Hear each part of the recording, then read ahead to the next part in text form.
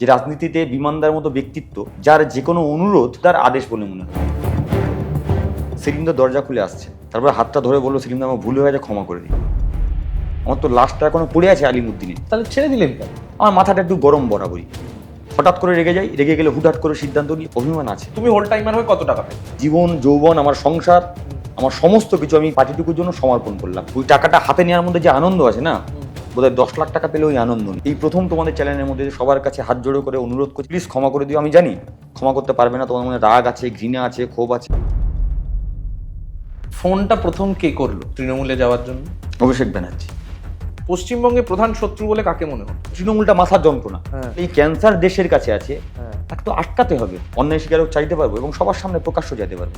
আমার কোনো guilty feel নেই। আমি যদি এখন সৃজন ভট্টাচার্যের বাড়ি যাই, মমতা ব্যানার্জি আমাকে কিচ্ছু বললো না। কেন গিয়েছো?